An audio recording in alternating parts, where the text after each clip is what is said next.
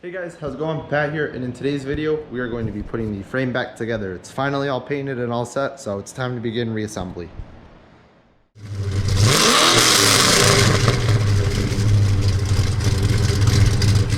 Alright, so finally, after the last month or so, stripping the frame down, getting it dustless blasted, putting the rust seal on, scuffing that, putting the top coat on, cleaning up some of the suspension stuff, it's finally ready to go back together.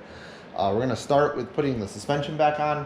Once that's back on, we'll go drop the engine in, put the clutch assembly in, finally put the trans in, and then it probably won't be completed today because I'm still going to have to order the new fuel and brake lines, or at least the spool of tubing, so we can route them and run them how we want. And I might make a couple changes to the shock setup on the back of the car, but I'll probably put together what I have for now. So it's nice to make some progress finally. After months of tearing the car down and ripping stuff apart and restoring it, we're finally starting to put stuff back together. It's not quite ready to go back under the body. Once it's assembled, we still gotta do some sheet metal work. We still have to finish up the hump for the transmission tunnel. Need to finish that cut up and have that piece made. And we're also finishing up the new patch that we're putting in the trunk. So slowly getting there. Still got a lot of work to do, but we're making some good progress and some good headway. So let's see what we can get done.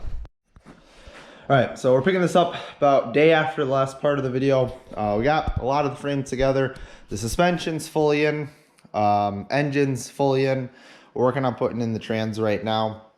We have the flywheel on, the clutch assembly on, bell housing.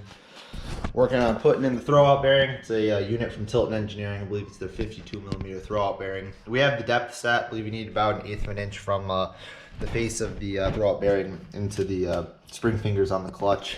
Strangely enough, it didn't come with the bolts that actually bolts the pilot tube to the transmission, so I mean, they're gonna have to get those locally or order them online. I think it's like an M6 by 25mm bolt. That's the last thing holding us up from getting this in.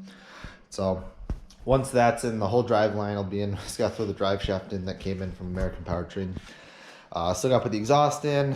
We're gonna run the fuel lines on the frame with the body off the car. The brake lines don't really matter. It's just better to do the fuel lines with the body off because it's easier to get up and over the frame and route them cleanly in that area with the body off. Got the original wheels and tires on just to get it rolling.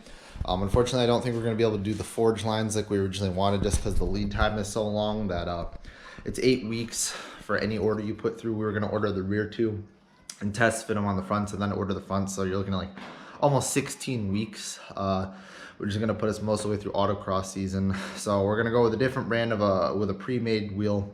Once I get those here, I'll show them to you guys. They're not going to be as nice as the forge lines, but they'll get us through the season. So probably next year we'll end up switching to the forge lines, put those on, and hopefully spring of next year we'll get the order in the winter. As far as new parts here, we swapped out the brakes like I was saying in the original setup. This was originally the Forge Narrow Superlight 12.88 inch kit with a one-piece rotor. The kit's actually almost the exact same between that one and the 14-inch two-piece rotor kit. So what I did was I bought the parts to adapt the 12.88 inch one-piece kit over to the two-piece 14-inch. You get a little more braking torque and a little more heat capacity in the brakes compared to the smaller kit. I don't think it's going to be necessarily night and day difference in braking force, but it's nice to have, especially since this is going to be a car that's going to be running on full track events too, and not restricted only to autocross. It's nice to see the frame together here, slowly making progress. We're still, like I said, probably at least 2 or 3 weeks away from getting this back under the car, but we're making good headway towards our goal. I think mid to late April is when we're going to have the car running again, because that's when autocross season is going to start here in Connecticut. So be good to get the car out, start shaking it down, working out bugs, and start competing with this thing. So stay tuned. I think our next video is going to be finishing up the sheet metal work on the car. We still got to do all the stuff on the body. You can walk around here. There's parts everywhere. It's another benefit of putting the car back together is we'll finally have some space in the shop again. So got the piece that we had made tacked in.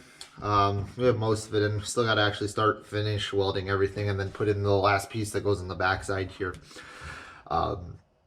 That was the area that was rotted and you couldn't get just that piece of sheet metal, so we just made our own. And it's nice because it gives us a little additional clearance in the back by the rear end if we want to do like a Watts link or a big pan hard bar or something like that. That gives us a little extra area around the rear end. So yeah, that concludes the first part of the frame reassembly. We got all the major components in there. The only thing that's currently not in there is the transmission. That was because the pilot bearing that we got The ID is too small for the input shaft. So I have a new one coming that should work.